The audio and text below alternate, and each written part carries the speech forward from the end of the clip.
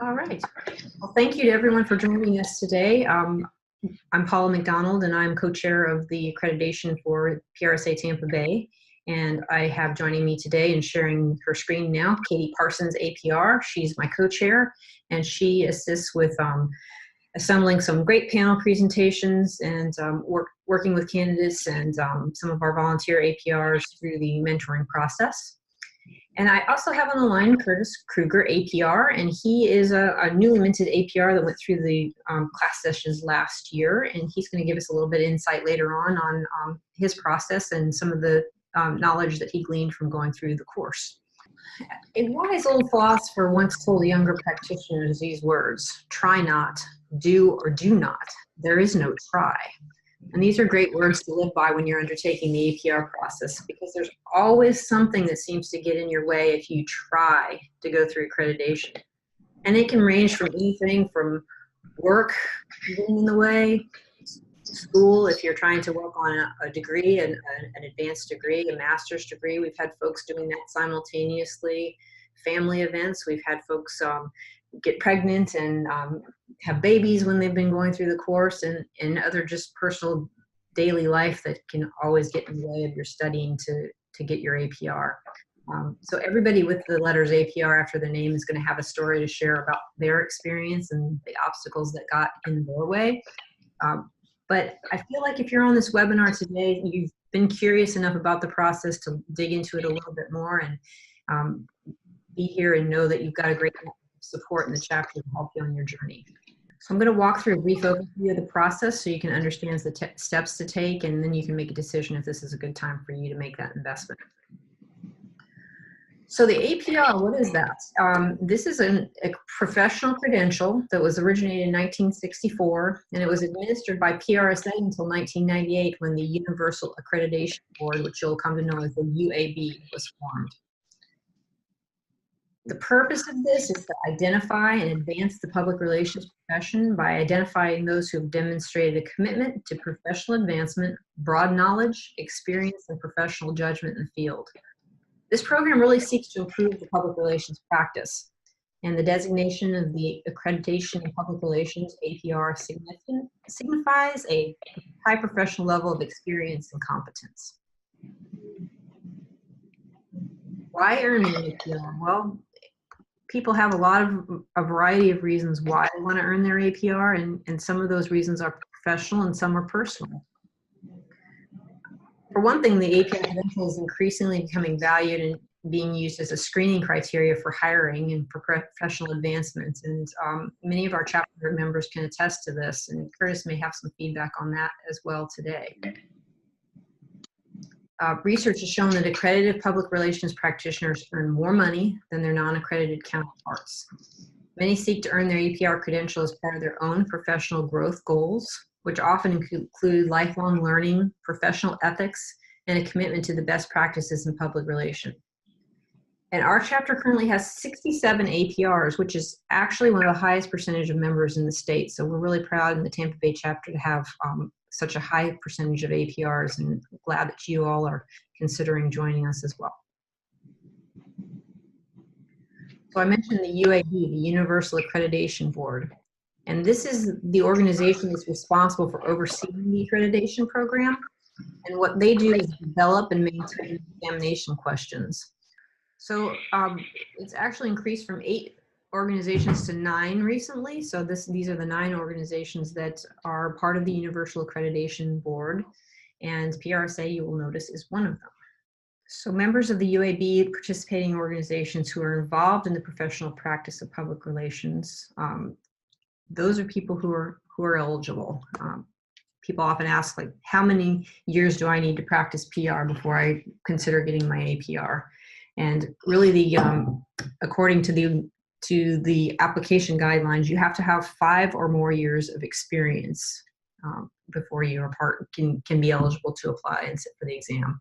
The fee for the exam is $385, and that includes the application fee, which is the first step in the course that you pay the $25 application fee to be assessed to see if you're ready to move on. through the accreditation process. And the good news is that some associations rebate part of that fee once you become accredited. We're really fortunate in our chapter that not only do we have the Tampa chapter who provides a rebate, but we also have the Sunshine District that when funds are available, they will offer a rebate, and then National also offers a rebate. So you end up getting a lot of that $385 fee back. And the APR credential is good for life, depending on fulfillment of your maintenance, which is every 3 years. And you also have to maintain membership in one of those participating organizations, so PRSA or one of the other organizations that we mentioned.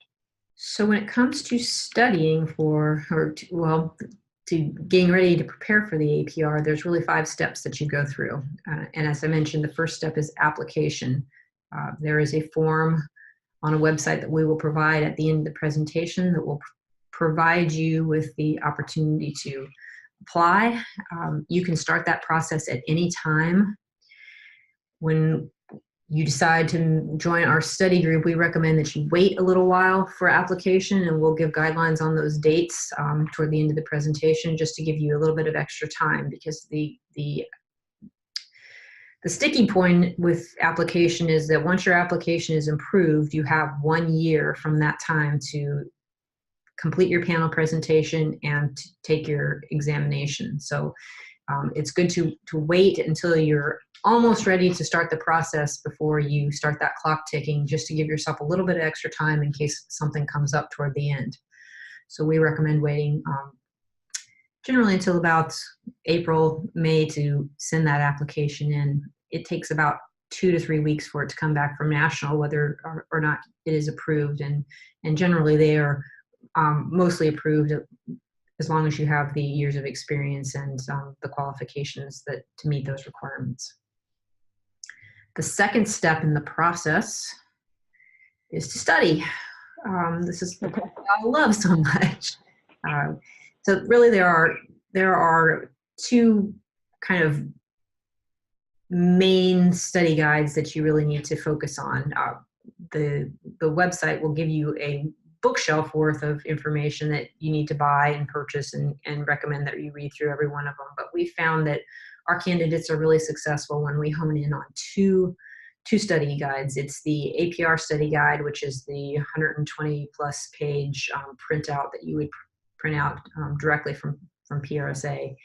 And then the Cutlip and Center book, which is a painfully, how should we say, Katie? It's very clinical, a very clinical textbook. Very academic, very much. I think I even had this book in one of my, intro or advanced PR classes in college. It's a big, thick book, but it's such a good reference tool because the study guide has kind of what you need to know. But if you really need to understand some of the items in there, that becomes kind of like your encyclopedia. Yes. As a resource. Yes, it's very thorough, very comprehensive, and sometimes very hard to read without falling asleep, but certainly great case studies in there. Really, we recommend to folks that they focus very specifically on that APR study guide, because it's going to give you the nuts and bolts of everything you need to know. But from week to week, we will have different chapters that you will read from the Cutlip and Center book, and it is a great supplement to the study guide to really make sure that you fully understand all of the information and concepts that we're going to cover.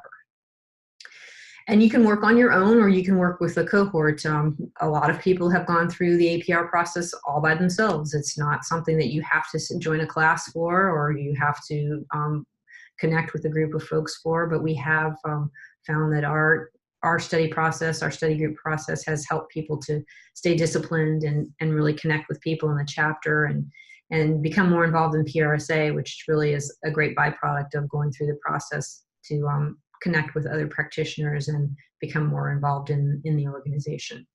So this is the website, praccreditation.org, that is going to have all your resources that you'll need, such as the application and the study guide and everything that you'll need to know. So definitely bookmark that as you're going through the process. Step number 3 is the panel presentation. All right. So the panel presentation, and to kind of reiterate, studying is just as important for the panel presentation and the entire process as it is for the exam. And of the 5 steps that Paula mentioned, really it's those middle 2 that are really that kind of preparation and execution on acquiring your accreditation. And so once for the panel presentation, this is kind of a couple part process, studying all along the way, but you submit that questionnaire. And the questionnaire, you can actually go online and the questionnaire is there, as well as all of the items that you're assessed for in that panel presentation. They're all outlined. So it's a great thing just to go check out and get a sense for what that's like. But we can today give you a bit of a higher level overview of what that is. And you submit the questionnaire, and when you come to the panel presentation, you present kind of a case study or portfolio that outlines how you know and use and understand that RPI or race model strategically, and you present that and share that and discuss it with a 3-member panel who assess your competence in several areas. Again, a full list of those competency areas is online in that guide from the page that Paula had mentioned.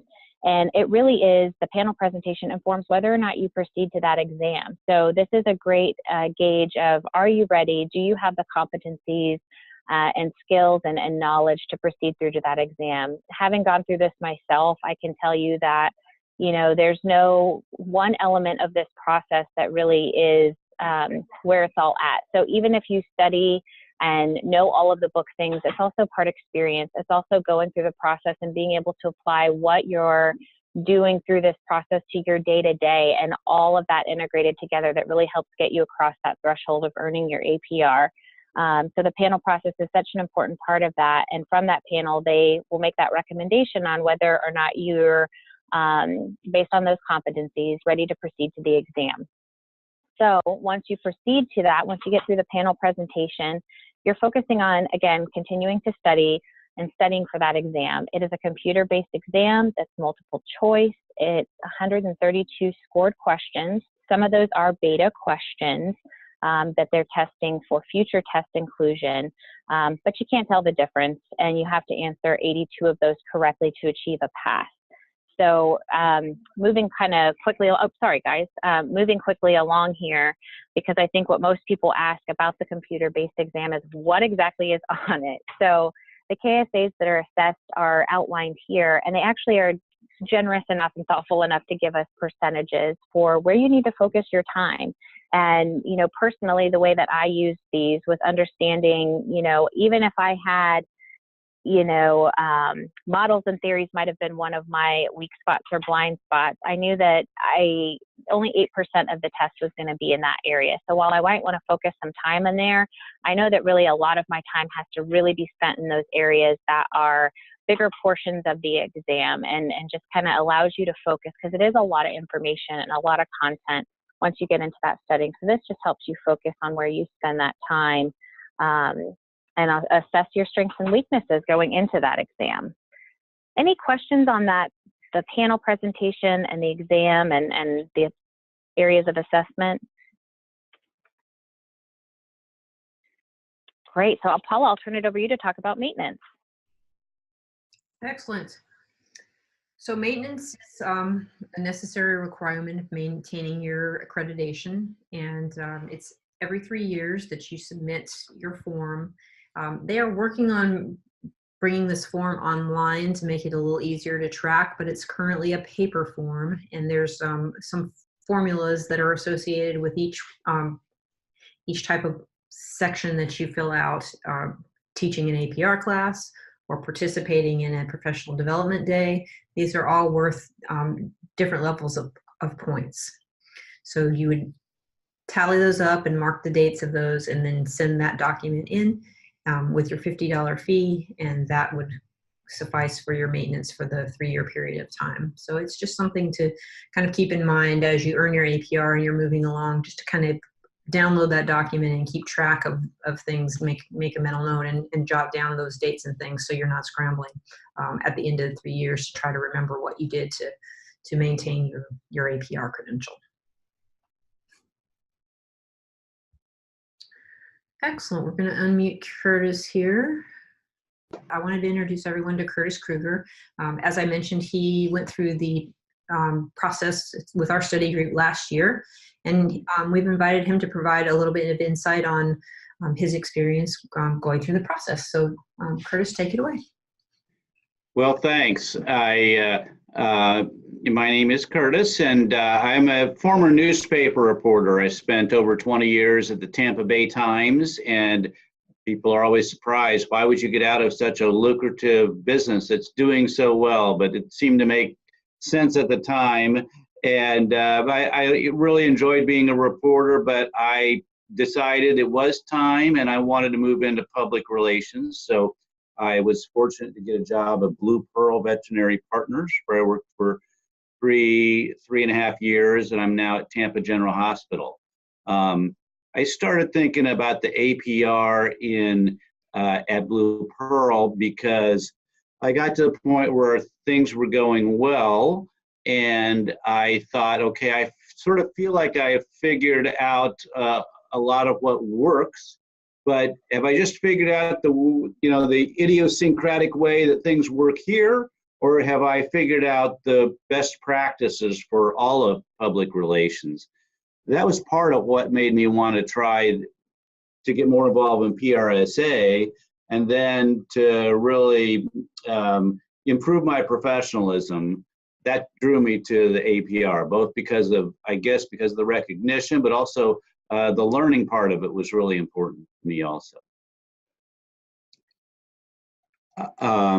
I thought I would say a couple things about it that I thought were particularly helpful was it's not just sitting down, or at least with the good program that we got with Tampa Bay PRSA, it's not just sitting down and studying and then going in for the test. I mean, I suppose it could be that way, but I really like the fact that we've got a series of classes that the chapter has. Those were really helpful. Met a lot of PR practitioners, excellent PR practitioners who led those classes. So got a lot of different perspectives that way. It was really helpful to work with other PR professionals who were seeking the APR. You kind of get to be a group. We had a group of 4, and we all helped each other and learned from each other. And that was valuable for me. So I'll stop there for a moment. Sure. And I think one of the questions that people generally like to ask when they're thinking about studying and taking the exam was actually, how much time did you spend on a weekly basis outside of class studying? Right. So I was asking that question myself, and there was a lot of people that said it takes about 4 or 5 hours outside of the class. So some people said they would do an hour a night. Other people said they would just take their Saturday morning, go to the library. And so that, I think maybe 4 or 5 hours outside of class worked for me, then plus going to the class, because it gives you enough time to read the chapters of the book and to do the additional tasks. Sure. And as far as how you prepared your portfolio and prepared for that panel presentation, how long did that take you to get all of that information together, and when did you start that process? Yeah, that did take a while. I want to say I probably was putting that together for a month or so, just because it's extensive, and it's one of those things you want to make sure you get it right. And I happened to be pulling together something that I had started or done almost a year ago, so I had to find everything. Gee, where were those social media posts, et cetera? So I probably worked at it off and on for about a month. Okay. Do any of the callers have any questions for Curtis?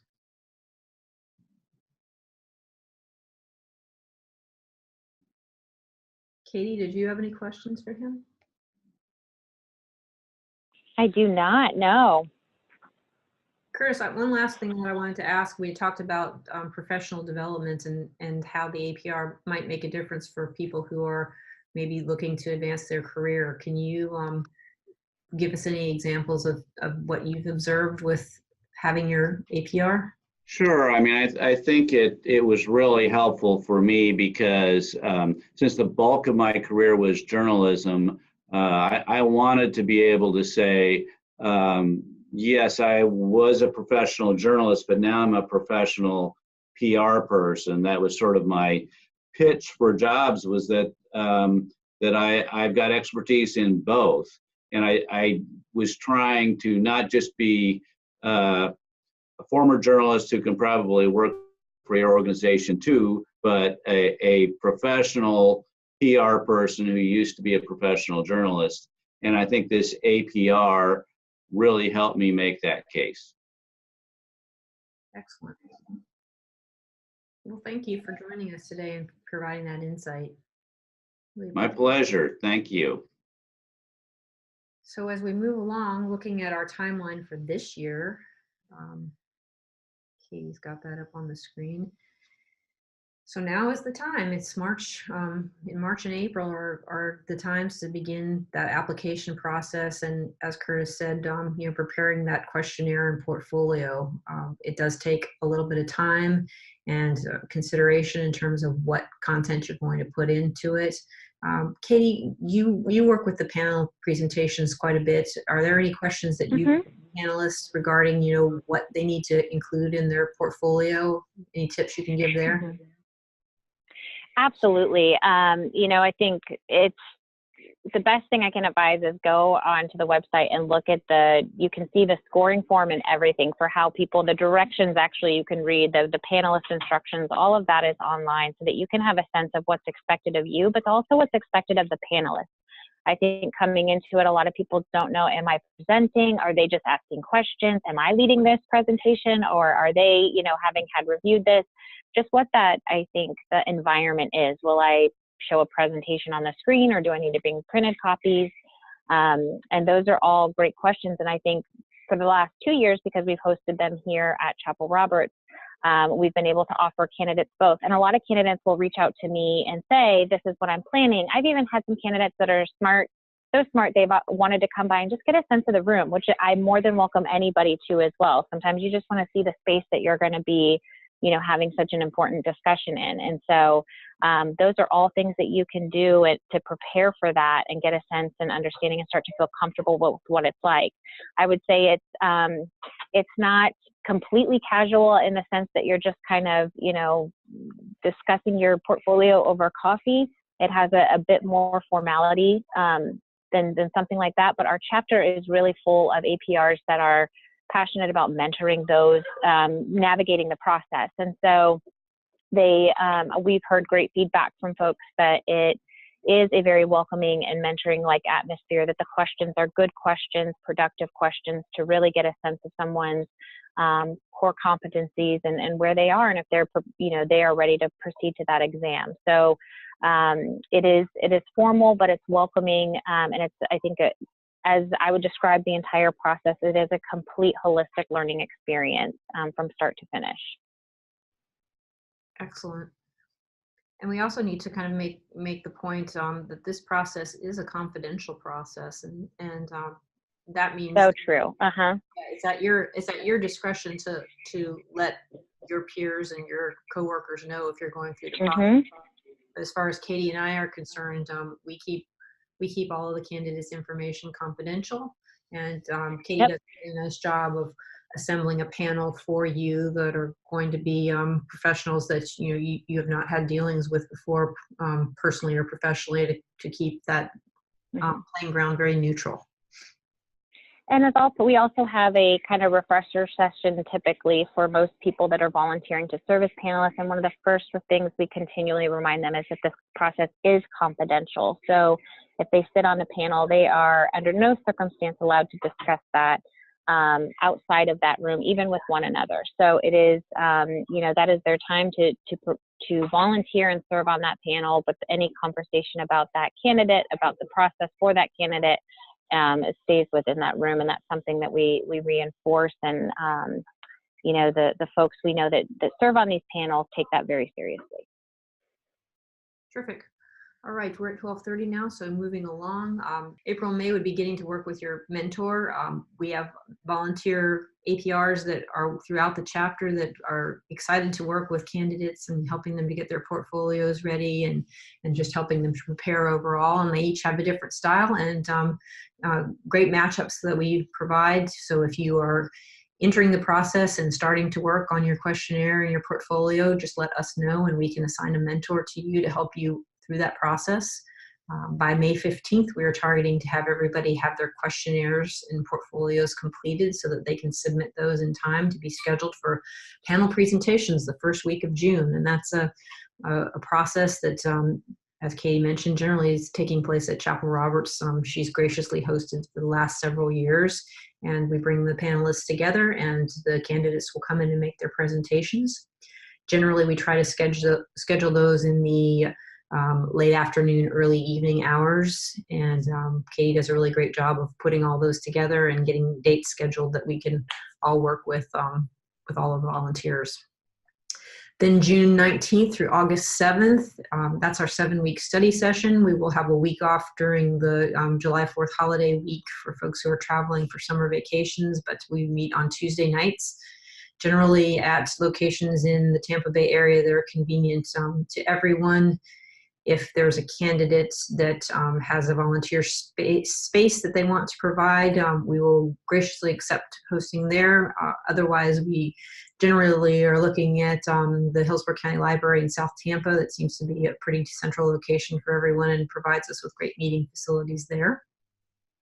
Then by July 31st, we ask that everyone schedule their exam. The idea is to have that exam date scheduled so that when you complete your 7-week study session, you're just jumping right into taking the exam without a lapse in time for you to forget all of that content and get more nervous and stressed out about taking the exam. Then we have by October 5th is when we've set to have that computer-based exam taken. There are 3 testing centers throughout the Tampa Bay area, 1 in Sarasota and 2 in Tampa, that you can schedule to take the computer-based exam. And it is what you think it is. It's you're in a room with many others who are taking exams on a variety of other topics, and you hand over all of your personal belongings, they lock them up, and you go in basically with yourself and a whiteboard, and you are there to sit for the full length of time and take that exam. And it is grueling, but is really rewarding to complete that and get your pass. So October 5th is when you need to have that exam taken by for timing for our process to result in a November APR pinning at our Prestige Awards. And that's kind of the goal for the year, to get everybody on time through the process. Okay, can they advance the slide, please?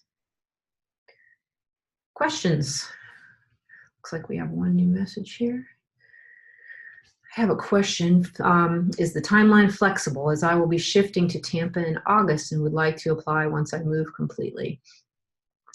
For our purposes, for the classes, we like to kind of stick to that timeline. If there are needs that you have, maybe to, we don't recommend missing more than 1 class, but if we can work around some folks that may need to miss 1 additional class during the summer, but I wouldn't recommend missing more than 1. And if that is not in your timeline for this year and you are really committed to your APR this year, I would recommend either doing the online class that is administered through PRSA. That's $195 to take that course. I did that when I first started studying. It was really helpful. I also took the Tampa Bay class, but I did the online course first. So I would say if that timing does not look good for you for this year, let's consider some other options and talk with me offline about that, and we can see how we can help you in that regard. Because you still may be able to do your panel presentation with our group. If that's something that you're going to study on your own, we can help you get scheduled for that. And then I had another question: is 5 years of full-time experience simply recommended or a strict requirement to participate in the process? I don't know that they have it written as it's a strict requirement, but it is certainly highly recommended, and they are going to scrutinize that application looking for that. So I would say if you are close to 5 years, it might be worth giving it a try if you've got some exceptional experience on your resume. If you're in that 2-3 year time frame, I'm thinking that you probably ought to wait a couple of years. Katie, you have any input on that? I do. I actually, I did my accreditation, I think after I had about 6 years of experience, and I kind of started looking into the process at 5 years. I know when I was doing it, it was pretty hard and fast. It had to be 5 years. And having gone through the process, I really can't imagine having added 2 or 3 years into my career, having had the portfolio to present that would have been work. I think at that level, you're typically, you're working in a more execution or kind of plan management capacity.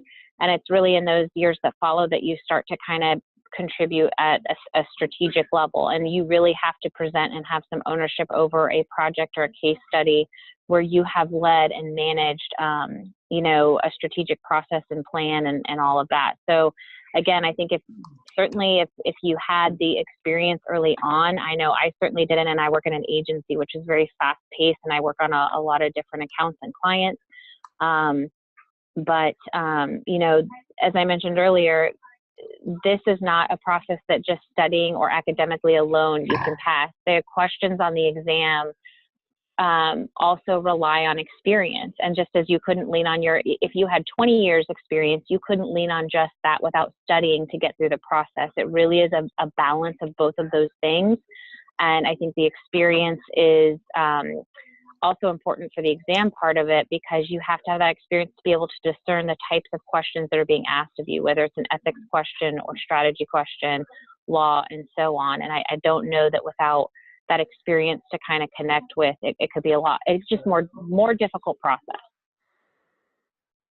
I agree. For the person who asked that question, if you would like to connect offline as well, I've got the email addresses for both Katie and I on there. If there's something compelling that you feel that you're just under the 5 years and you think that you're ready and want to talk through that, we can. But generally 5 years minimum is really a good guideline to go by, just by experience, as Katie mentioned. And we had one more question. Do you take the test once, or is it like the SAT and you can try it a second time? Very good question. So you will take the test the first time and you immediately get your results, whether it's a pass or not pass.